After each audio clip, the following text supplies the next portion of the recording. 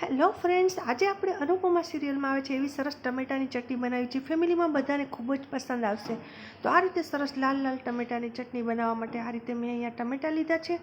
6 થી 7 ટમેટા, જે એકદમ સરસ લાલ અને પાકા હોવા જોઈએ. તમે જોઈ શકો છો ટમેટાની ક્વોલિટી ખૂબ જ સરસ હોવી જોઈએ. હવે આ ટમેટાને અહીંયા એક તપેલીમાં એટલું પાણી લેવાનું છે કે જેમાં ટમેટા ડૂબે, બસ એનાથી વધારે પાણી નથી લેવાનું. આપણે મીડિયમ ફ્લેમ પર એને ઉકાળવાનું છે. 5 મિનિટ ઉકળશે તો તમે આ રીતે છરીએથી જરાક આમ ચેક કરશો તો ટમેટાની સ્કીન આ રીતે ઉખડવા લાગશે. બસ આ સ્ટેજ પર જ આપણે ગેસની ફ્લેમ ઓફ કરી દેવાની છે. અને હવે આપણે બધા જ ટમેટાને આ રીતે એક થાળીમાં આ રીતે આપણે નીકાળી દીધા છે. અને ત્યાર પછી આપણે એને ઠંડા થવા દેશું. અને ત્યાર પછી મેં અહીંયા મીડિયમ સાઇઝનો એક ડુંગળી લીધી છે અને એને આપણે એમાં બરાબર બેક થવા દેવાની છે. એની સરસ મજાની સુગંધ આવવા લાગશે, એનું ઉપરનું પડ આ રીતે નીકળી જશે. તમે જોઈ શકો છો કે હવે અત્યારે જો ઉપરનું પડ આ રીતે નીકળી જાય છે અને એટલે આપણી ડુંગળી અંદર અંદર સરસ બફાઈ જશે, શેકાઈ જશે. અને હવે એને આપણે નીચે ઉતારી લેવાની છે. ત્યાર પછી મેં 3 મરચાં લીધા છે, ટૂથપીકની મદદથી આ રીતે એને આપણે શેકી લીધા છે. અને એને પણ આપણે સાઈડ પર રાખી દઈશું અને ટૂથપીક યાદ કરીને નીકાળી લેશું.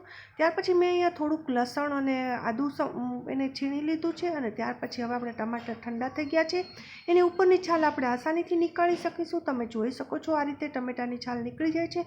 હવે બધા જ ટમેટાની છાલ આ રીતે નીકળી ગઈ છે. હવે આપણે એને છરી વડે રેન્ડમ પીસીસ કરી લેવાના છે, કોઈ પરફેક્ટ માપ નથી. આ રીતે આપણે એના ટુકડા કરી લેશું. હવે બધા જ ટમેટાને મેં સરસ રીતે સુધારી લીધા છે. દોસ્તો, તમે જોઈ શકો છો કે કેટલી મસ્ત એની સ્મેલ આવે છે. અને ત્યાર પછી મરચાંના ડીટીયા કાઢી લીધા છે અને ડુંગળીની જે છાલ છે એને ઉખાડી લીધી છે. અને એને પણ પછી ત્યાર પછી છાલ ઉખાડી અને બારીક સમારી લેવાની છે. તમે જોઈ શકો છો એની છાલ પણ આરામથી ઉપડી જાય છે. એ શેકાવાથી એની સુગંધ એટલી સરસ આવે છે. અને એમાં પણ ડીટીયાનો ભાગ આપણે કાઢી લેશું અને ડુંગળીને આપણે સમારી લેશું, મરચાંને પણ આપણે સમારી લેશું. આવી રીતે બધી જ વસ્તુને આપણે ઝીણી સમારી લેશું.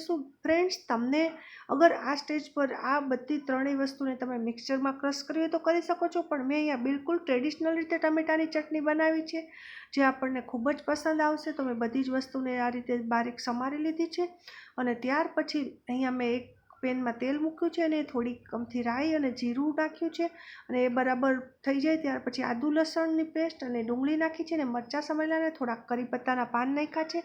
અને આ રીતે એને સરસ રીતે 3 થી 4 મિનિટ માટે આપણે ગેસ પર આ રીતે રાખી દેવાનું છે. ને ત્યાર પછી એક બાઉલમાં ધાણા જીરું, મસાલો અને હળદરને આ રીતે મિક્સ કરી દેવાનું છે. મસાલો એ કાશ્મીરી લાલ મરચું લીધું છે. અને ત્યાં સુધી આપણે કાંદાને પણ ચેક કરતા રહીશું. હવે આપણે એમાં થોડું પાણી એડ કરીશું જેથી આપણો મસાલો અંદર બળી ન જાય અને સરસ એકરસ થઈ જાય.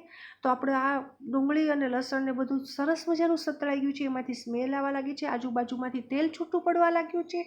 તો દોસ્તો, હવે આ સ્ટેજ પર આપણે અત્યારે અહીંયા આ જે મસાલો હતો પાણીમાં આપણે કરેલો એમાં એડ કરી દેવાનો છે. અને ત્યાર પછી આપણે જે ટમેટાની આપણે સરસ મજાના ટુકડા કરેલા એ આપણે એમાં એડ કરી દઈશું. અને આપણે હવે એને 15 થી 20 મિનિટ માટે આ રીતે સરસ રીતે આપણે ગેસ ઉપર આ રીતે ધીમા તાપ પર રાખવાનું છે. હવે આ રીતે થોડી વાર પછી તમે જોશો તો એક સરસ થઈ ગયું છે. હવે આપણે એને કોઈ પણ પાઉંભાજીના પેલા મેસર વડે આ રીતે મેશ કરી લેશું. ત્યાર પછી આપણે તમે જોઈ શકો છો કે ટમેટાની આપણી સરસ મજાની ચટણી તૈયાર છે, એકદમ પરફેક્ટ અને મસ્ત કલરવાળી. આજુબાજુમાં તેલ છૂટું પડવા લાગ્યું છે. દોસ્તો, તમને મારી રેસીપી પસંદ આવી તો જરૂરથી ચેનલને શેર, લાઈક ને સબસ્ક્રાઈબ કરજો. અને આ રીતે ત્યાર પછી ઉપર આપણે તમે ધાણાથી ડેકોરેટ કરી શકો છો. ફરી વળીશું આવી જ રેસીપી સાથે. ત્યાં સુધી રજા આપશો. Thank you so much.